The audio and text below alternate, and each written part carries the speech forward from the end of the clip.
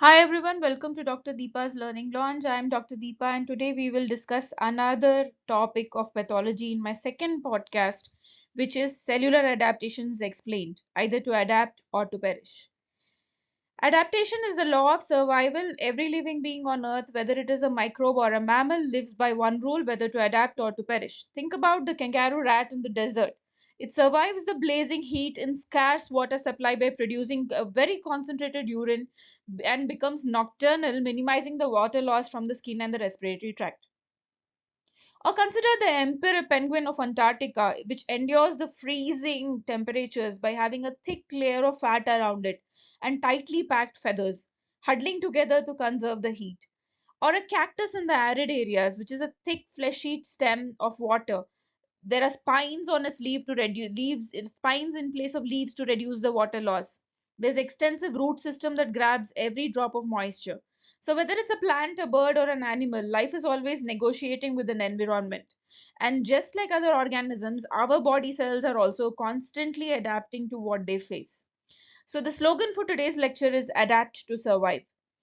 From the whole organism to looking at a single cell, every human cell lives in a state of balance called homeostasis.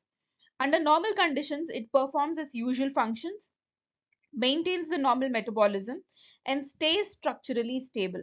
But when some things change, maybe whether it is an extra workload, a hormonal shift, toxins, infections, mechanical pressure, or nutritional imbalance, the cell has a choice: adapt to survive, or fail to adapt, get injured, and possibly perish.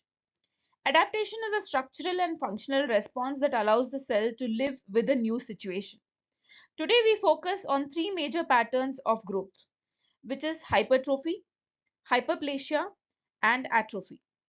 Hypertrophy is when the cell grows bigger. Hyperplasia is when the number of cells increase. And atrophy is when the cells and the organs shrink. We also look at the physiological versus pathological settings, clinical examples, and the mechanism between each of these changes. So if we look at difference between adaptation versus injury, when a cell faces a stimulus or a stress, there are two broad pathways open. One is adaptation, which is mostly reversible. The cell changes in its size, number, and function. This includes an increased growth, which is either a hyperplasia or a hypertrophy, a decreased growth, which is atrophy, or an altered differentiation into another type of cell for survival. The second is going through injury. If the stress is too intense or for a prolonged period of time and beyond the adaptive capability of a cell, then the cell perishes. It may be an injury initially, which may be short lived. If the changes or the stress is removed, then the reversible changes go away. For example, if this is a cell swelling like a hydropic change or a fatty change. If there is a severe persistent injury, then the injury becomes irreversible, leading to cell death. There are two forms of cell death: necrosis and apoptosis. So we're going to stay through the adaptation spectrum today and the story of cell survival and not death. Hypertrophy is the first topic. Hypertrophy is when the cells get bigger and not more in number. So this is our first adaptation. By definition, hypertrophy is an increase in the cell size of an individual cell, which leads to an increase in the size of an organ or a tissue without an increase in the cell number. So no extra cells, just bigger cells. Think of it like a factory with some number of workers where each worker has now got an upgraded machinery and a larger workstation. The output goes up, but the head count remains the same. The mechanism of hypertrophy. Hypertrophy basically is triggered by functional demand, hormonal stimulation, and growth factors. And this leads to an increased synthesis of proteins, increased organelles, enlargement of the cytoplasm, and sometimes an increase in the nuclear size or DNA content also. So each of these cells becomes supersized version of themselves. If you remember the cartoon of Hulk, that's what it looks like. A physiological example is the muscle hypertrophy of an athlete. If you look at the calf muscles of Usain Bolt, that is what is a hypertrophy. When someone trains regularly with resistant exercises or lifting weights or doing push-ups or strength training, the skeletal muscle responds by enlarging in size. They don't multiply, they hypertrophy. So as a result, there's bulk biceps, triceps, quadriceps, and profound muscle definition in many people who do workouts. A pathological example of the same is what the heart has to go through when there is systemic hypertension or aortic valve stenosis. This results in a ventricular hypertrophy of the heart. Now imagine the heart that is pumping against that increased resistance in a condition of systemic hypertrophy or systemic hypertension or aortic valve stenosis. The workload goes up. So to cope with this, the cardiac muscle myocytes undergo hypertrophy. The left ventricular wall becomes much thicker and the heart looks much heavier and more muscular on gross examination. Similarly, right ventricular hypertrophy can occur in pulmonary hypertension and pulmonary valve stenosis. In all these situations, the muscle fibers are enlarged, cytoplasm is expanded, the nucleus is also enlarged, but the number of myocytes do not increase. Let's move on to the next one, which is hyperplasia, when the cells multiply. This is the next adaptation. By definition, hyperplasia is an increase in the number of cells due to cell division, leading to an enlargement of an organ or a tissue. Here, the cell size remains more or less the same, but the number of cells are increased. So the organ becomes bigger because of the number of cells that are joined the party. The mechanism of hyperplasia is typically driven by growth factors, hormones, or activation of stem cells. It occurs in the cell population that are capable of dividing, which are epithelial cells, glandular cells, and sometimes mesenchymal cells. Important conceptual point is both hypertrophy and neoplasia involve cell proliferation. But there's a difference. Hyperplasia is controlled, regulated, and very much reversible. Neoplasia, on the other hand, is uncontrolled and autonomous. There is no control on it. So it becomes malignant. So there is an MCQ in this. What is the difference between hyperplasia and hypertrophy? So you have to keep this essential definition in mind. If you look at physiological hyperplasia, which is normal and active, for example, there are some situations in which there is physiological hyperplasia, which is the hormonal hyperplasia of the female reproductive tissues. During puberty and pregnancy, the breast undergoes a glandular proliferation. Endometrium thickens in response to the increased estrogen during the menstrual cycle. So the hormonal signals stimulate the proliferation of the epithelial and the stromal cells and leads to hyperplasia. There is also a compensatory hyperplasia in liver regeneration. Suppose there is a person who has donated a chunk of his liver tissue to somebody else. The recipient gets a chunk of the liver. The donor loses a chunk of liver. Both of them grow the rest of the liver from it.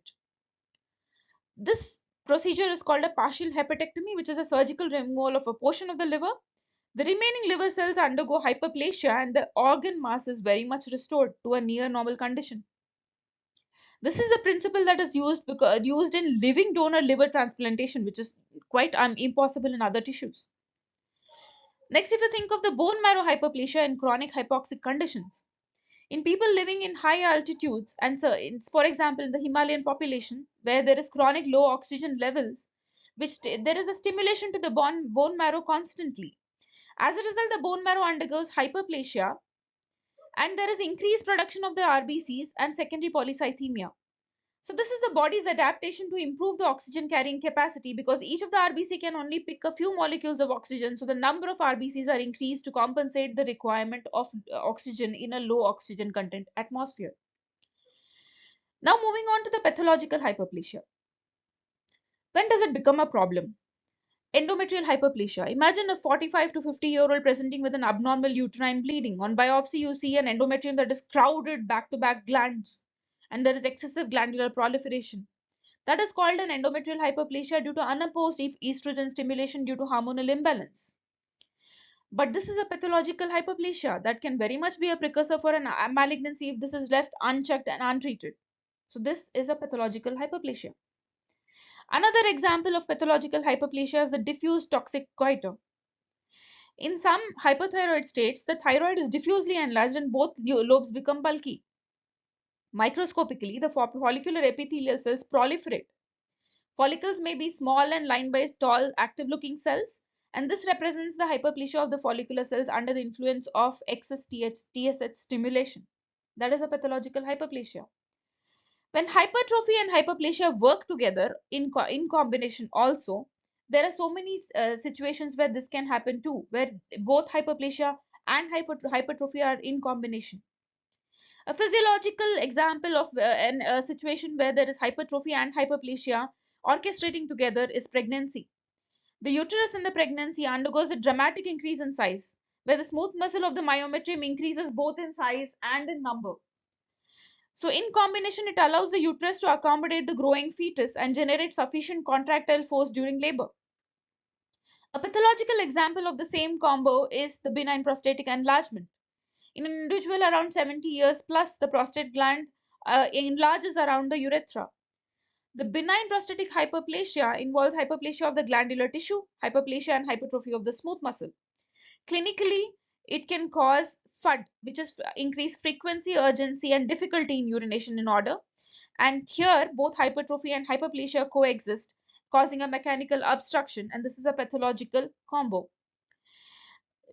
Let's go on to the next example of adaptation, which is atrophy or hypoplasia.